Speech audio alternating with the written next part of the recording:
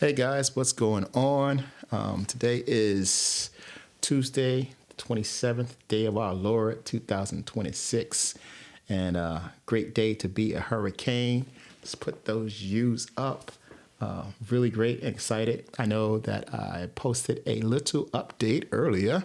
So, Darian Mensah has been cleared. He came to a settlement with Duke. It appears that all parties are in agreement and that they were all satisfied. Whatever the misunderstanding was or is has been negated and cleared up. And now, from what the reports I read, it appears that he was on campus at the University of Miami in Coral Gables, along with Cooper Bargate, the number one receiver or the top receiver from Duke University in this past season.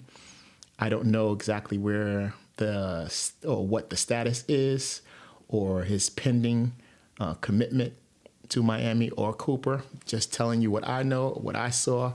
I think that for many people in the Canes family, the Canes universe, there was some pins and needles, of course.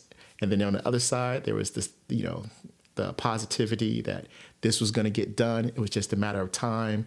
The details being straightened out, and alas, at final, por fin, so they say in Espanol, that things have worked themselves out, and now tentatively, got to work that out with my tongue, get those syllables right, that tentatively the opportunity and in the future days or coming moments, however that works itself out, we don't know. I'm just a fan like y'all. I'm in the Canes family. I'm just one of y'all. Then I hope that things work themselves out. And then he puts pen to paper. It becomes official. I, for one, I'm going to be 100% honest about this. I don't necessarily know that the Miami Hurricanes is not a need of Cooper Bargate. I do know that they picked up another person today in the transfer portal. I believe his name is, I don't want to mess the name up.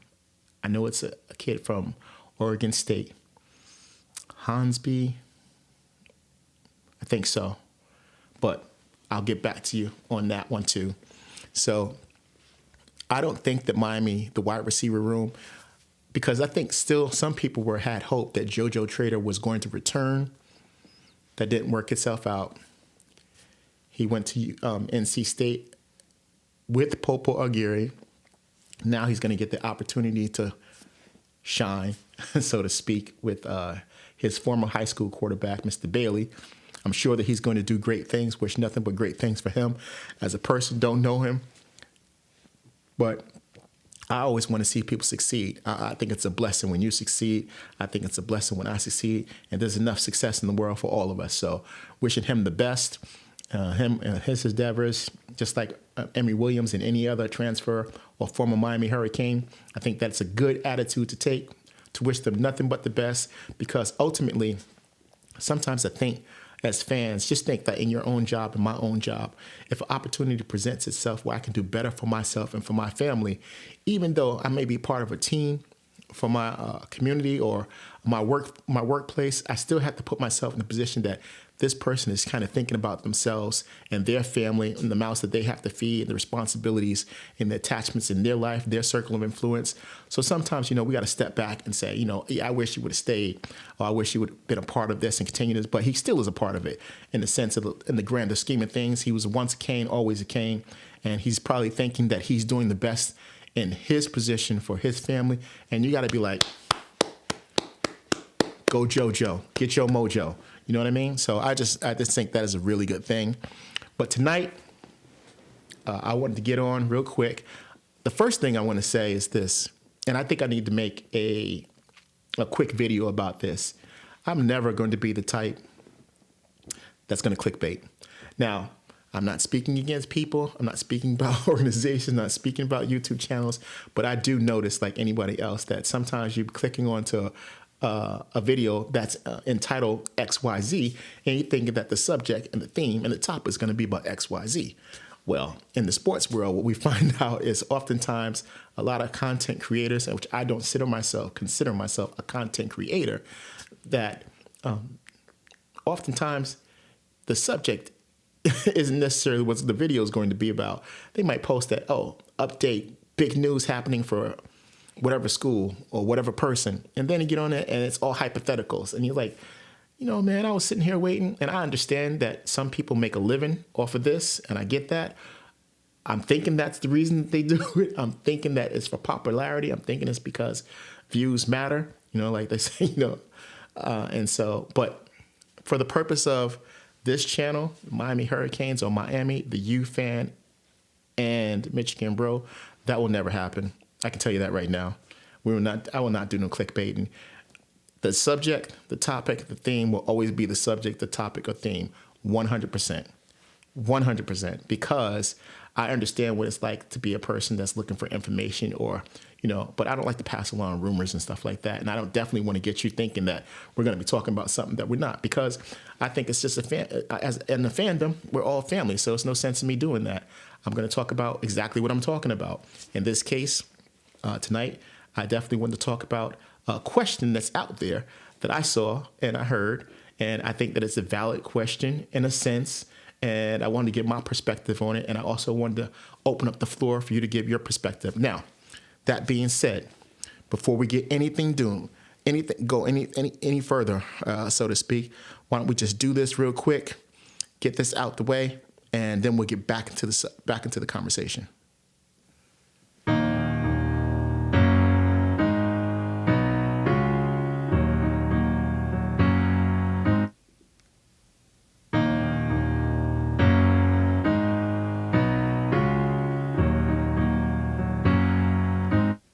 Hi, everybody, real quick. So this is a new channel. This is new content. I am your host, Curtis. Generally, I'm here with the Michigan Bro, Jonathan, giving you some Miami Hurricane sports content, just updating things that are going on and our opinions. We're just fans like anyone else. So if you like the content, please join in the conversation. We'd appreciate your comments, your thoughts, opinions, even advice. And let's get back to the show. So.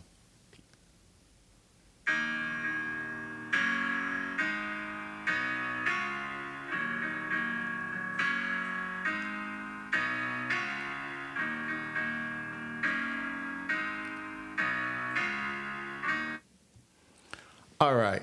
That's my little public service announcement that I made up myself. I hope that you don't mind that.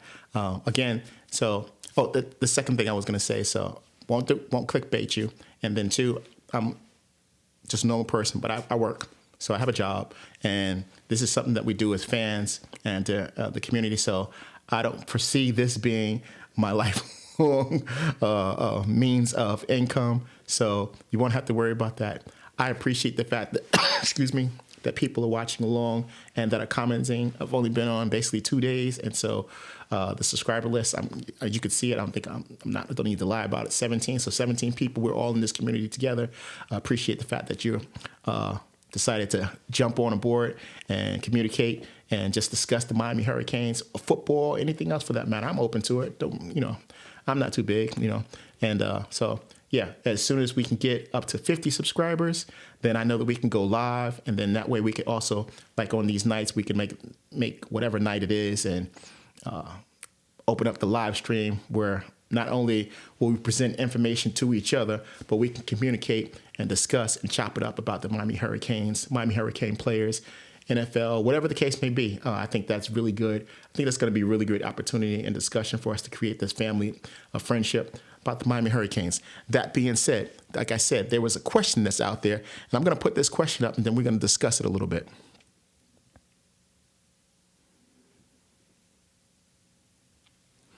Boom, there it is. This is the question. Is Miami transfer QBU, excuse me for that, QBU now? Because I think that is a valid question, and I'm going to put something else on the screen now. So when you look there and you see to the left or the right, I don't know exactly what it is in your screen, but you see the 4 quarterbacks, the recent ones. We know that Emory Williams went to ECU. We know that Darian Mensah tentatively is going to commit, according to sources and reports, to the Miami Hurricanes. That'd be 2026 QB. Carson Beck was the 2025 QB, was a transfer.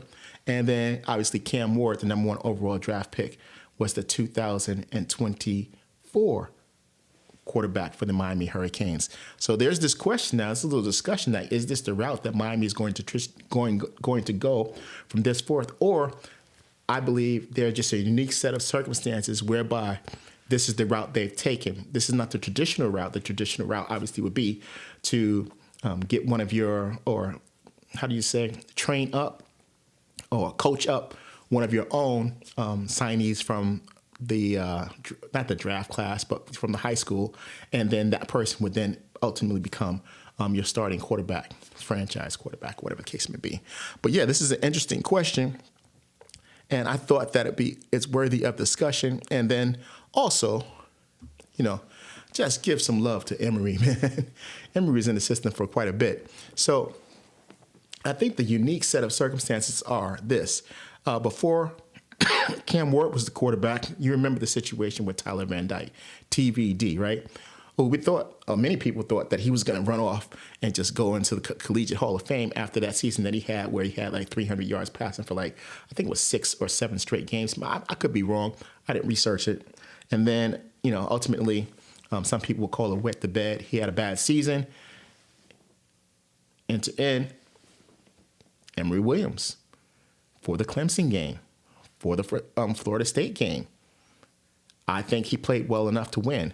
And ultimately, we know, unfortunately, his left arm was hurt, and he had to come out that game. We know the results. We ended up losing that game. So be it, that these things happen.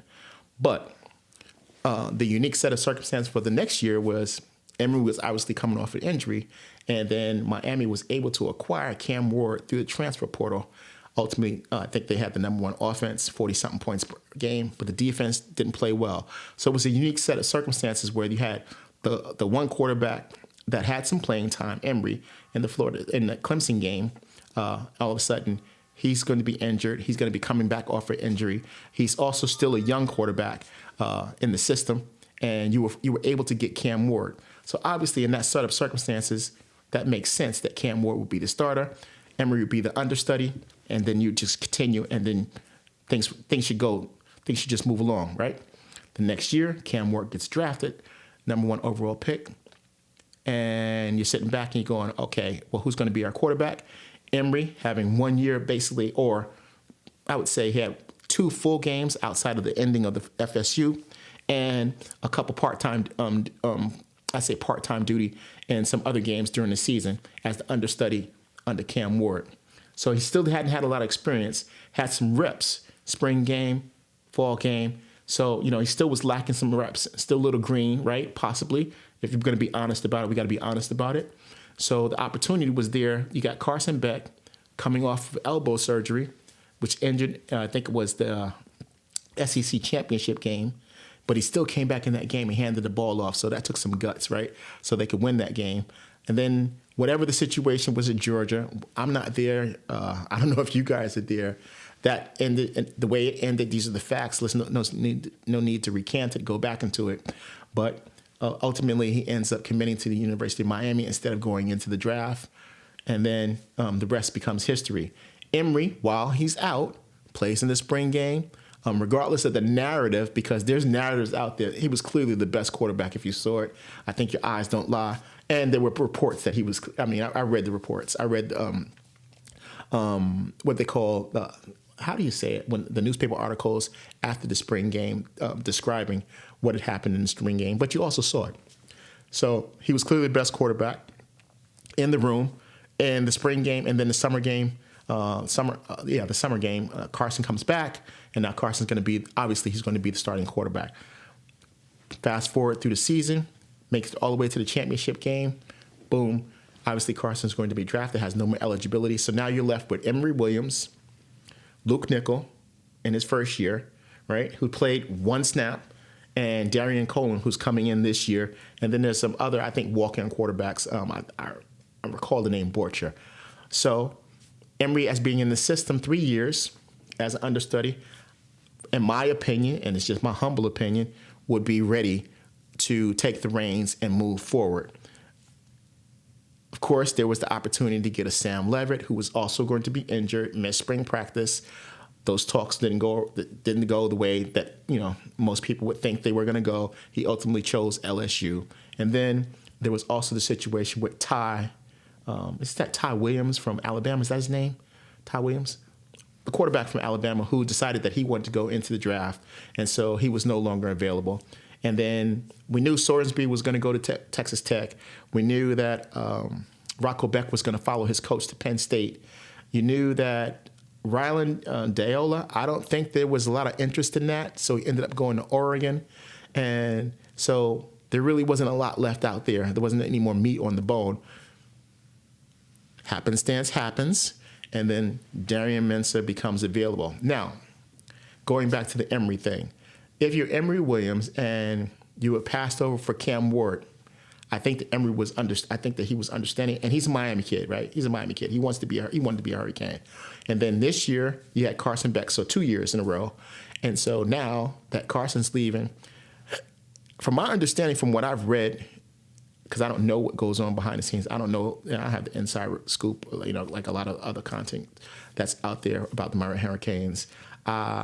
Shannon Dawson was very high on that. In fact, I was of the impression that the entire coaching staff was very high. I know that the locker room was high on Emory Williams, from what I've read. Of course, I'm just a fan like anybody else. So now that puts Emory in a different situation where, are you going to get passed over again? And now you're a redshirt junior, so you're running out of eligibility. He has dreams and ambitions as well. I don't know what those dreams and ambitions are, but I can assume that he's a quarterback he wanted to play at some point. He didn't want to just sit for 4 years and not have the opportunity to play and show the world his talent and his abilities, right? Ultimately, he wants to showcase himself for whatever his dreams, ambitions, aspirations are. And I think that's people, we need to understand that from his perspective, how he would feel under the circumstance. And I don't necessarily know it. I feel what he would desire and want. And if the feelings are involved in it, then the feelings are involved in it. So be it. So, so in so case and whatever. And so he had the opportunity to go to ECU, or tentatively, behind the scenes, back doors, your people talk to my people, whatever the case may be. And he chose to enter the transfer portal after the Miami Hurricanes season had ended. Miami is still without a quarterback because the situation with Darian Mensah is, it's up in the air. It's fluid. And so as a fan, I don't know Emory. I don't know the coaching staff. Don't know what's going on in the room. Don't know what's going on in a lot of different camps. But as a person, I'm like, I think that Emory, you don't want to use because football is a meritocracy. Is he deserving of? Yeah, I think that he waited his turn, and that I don't know anybody else that's been in the system that long that would give them the opportunity, because when you look at Miami's schedule that did come out 2020, it says go back and check that video, right? You can see how that schedule lines up. The first few games, even if you were young and wet behind the ears, or the coaching staff hadn't really given you an entire reins of the offense, it's kind of set up that that quarterback would be pretty good and should be basically 4-0 going into the Clemson game. I think if you look at that schedule, you could honestly say that they're going to be 4-0 regardless who was going to be at quarterback. Now, mind you, Emory Williams already played against Clemson a couple years ago and beat them. Or the Miami Hurricanes beat them with Emory Williams at the quarterback. Of course, people say that the playbook was dumbed down a little bit and that they were very conservative. But the first big game experience he was in was against Clemson, regardless of how you want to see it. And he did not wet the bed, didn't have multiple interceptions like you see in some young quarterbacks that come in the college game, have multiple interceptions, multiple mistakes, can't get the offense lined up right, can't get out of a bad play into a good play, fumbling the ball, erratic. I would think that most of us think that Emory, he held his own in that game, and Miami ended up winning that game in overtime. First time in the light. And then, of course, the second time in the light was the FSU game. So when we look at these things, I say that a certain set of circumstances had to align in order for Miami to be in the situation they are, and that's why when people say, "Is Miami now quarterback you?" I would say I don't think that is the case, because it's just the way that things aligned at the moment. If Luke Nickel or Darian, I think Coleman, or Emory Williams had more reps, game experience, right? Because ultimately, when you say reps, it's like you get a lot of reps in practice, right? But then you got to get reps during the game, so because at game speed, so that you can see different defenses and at game speed. Because there, no matter what you say, there's always a little difference between practice speed, game speed, and practice can be a sterile environment where you know what to expect. Where game speed, people aren't where they're supposed to be at, right? A defense may line up with this look, and you're saying, I saw that in the game film in preparation, but somebody's just not in the right place, right? And people can move around because there's variables all the time, right? There's variables all the time with people and their movements and where they're thinking. And game situations, people think different than practice situations. People react different. So not having that game experience and not having those game reps, yeah, I can get it. I can completely understand how people say that he wouldn't be the quarterback and so forth and so on. But mind you, let me put something up here for a reason. This is why I think that Emory would have been good. And I'll tell you, and this applies to any quarterback, and I'll show you. As a person that plays sports, particularly quarterback, wide receiver, running back, defensive back, safety. So those are my positions that I played. I like knowing the offense. I like writing plays. I like understanding where every person is supposed to be. I like being able to read the defense, to read a certain part of the defense. That was my thing. I like being a defensive back. I believe that the ball's in the air. That's one of my lines. When the ball's in the air, you just own the ball, right? So, yeah. Now I'm going to put this up, and I'll show you why. So the first reason that I think that Emory was good, and this applies to any quarterback, is to have command of the offense. Miami didn't have another quarterback that had been in their system for 3 years. Generally, a quarterback that's been in your system knows your playbook pretty well. That means he's able to get people lined up.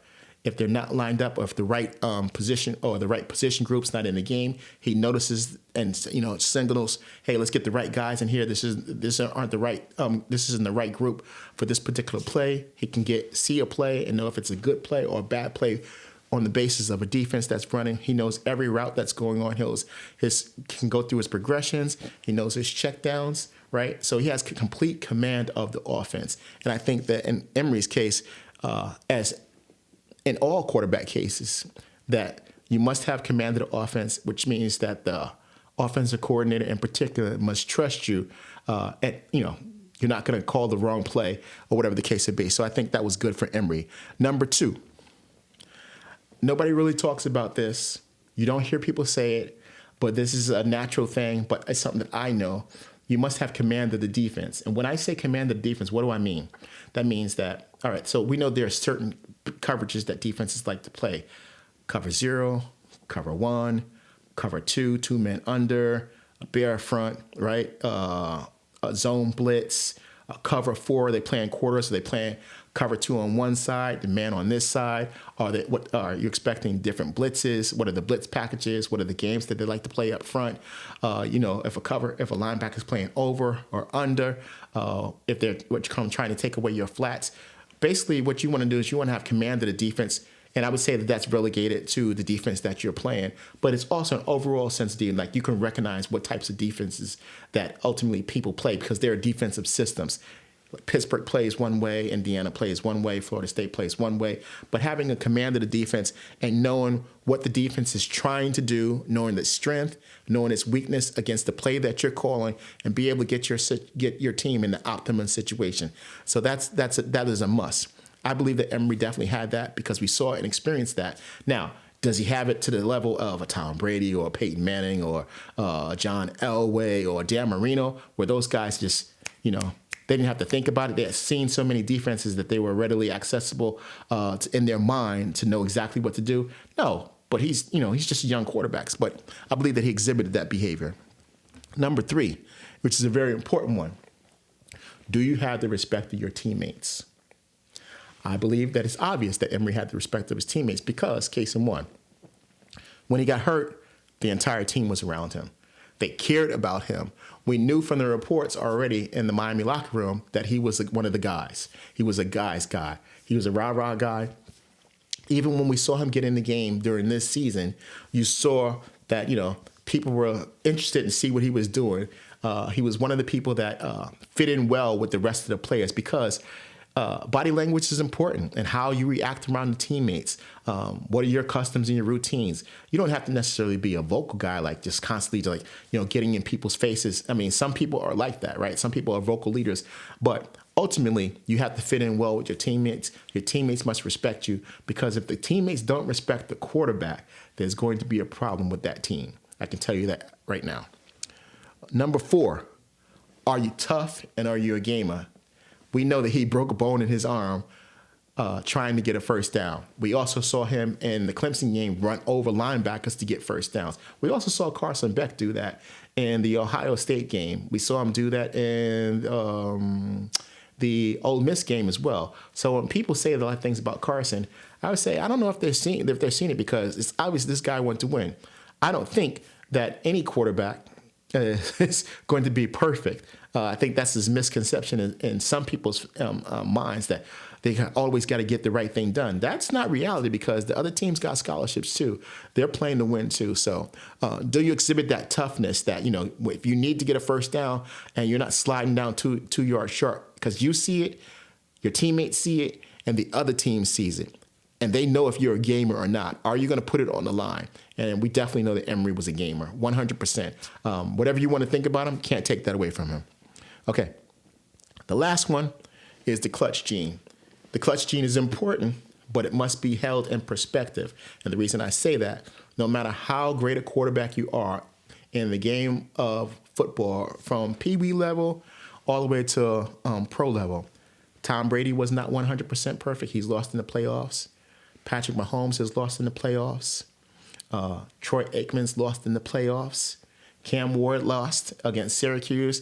For all his exploits, he lost against Syracuse. Carson Beck just lost in the national championship game. Roger Staubach lost. Joe Montana lost. John Elway lost. Bernie Kosar lost. Gino Toretto lost. What's his name? Ken Dorsey lost. No matter how great you are, no matter how great your team is, unfortunately, because we're not perfect individuals, we do fail. That being said, if your teammates believe in you and have seen you repeatedly come through when the chips were down, you have a more than average opportunity or success rate. You're exhibiting that clutch gene, which means that you know when to throw it away. If it's not there, you know when to reach out and stretch and not fumble the ball under pressure. You know when to take that sack that may not, that some people may not. They might do something a little crazy or unpredictable and just wing a ball that gets intercepted and the game is over. We all have situations like that. But ultimately, if you're exhibiting that clutch gene, your teammates can feel it, your coaching staff can feel it, and you can feel it. You got your mojo. And I think that in the case of Emory Williams, where I thought that it was been a great opportunity. In the case that nothing did happen with Darian Mensah, I understand the situation. Yeah, you're going to go with Mensah. But if Emory were the quarterback right now, I don't think the Miami Hurricanes would be in a bad spot because he definitely exhibited that clutch gene. How do we know? Threw that pass to Kobe Young a couple times during that game. Had to get first downs, I believe 3. He had a 3rd and 15, clutch gene, completed that pass, allowed Miami to go down the field and score, take that game into overtime. And then in overtime, they did what the Miami Hurricanes do. Against Florida State, clutch pass to Jacoby George on the right-hand side for a touchdown, brought that game to within 7. Obviously, it was back and forth. And then, in my opinion, I don't know this because it didn't happen, but he was well-equipped to lead them on a final drive to take that game into overtime as well. So he's exhibited in small sample that clutch gene, which I would tend to believe that he would be able to do it again. Now he's going to have the opportunity at ECU, and we were laughing about this. What if Emory goes to ECU, has like 3,800 yards passing, 36, 37 touchdowns, 6 or 7 interceptions, a couple touchdowns he runs in, and now he's a senior, and he's the number 1 portal quarterback coming back. And then the Miami Hurricanes re-sign Emory Williams next year. We were laughing about this, but it's not outside of the realm of possibility, right? It's not outside because it's possible. He's going to be a quarterback on another team. And if he goes down there and does what he is capable of doing, it's very well that Emory might be on the Miami Hurricanes next year as their starting quarterback for his senior year with the opportunity to go to a natty. It's crazy, but it's a small world. And, all things are possible. With God, all things are possible. So we pray for our brother Emory. Wish him nothing but success. But, yeah, so this is the reason that I say that. And, again, I'm just let everybody know you don't have to worry about no clickbait with me. So the conversation is going to be about the conversation. I appreciate you guys that watch.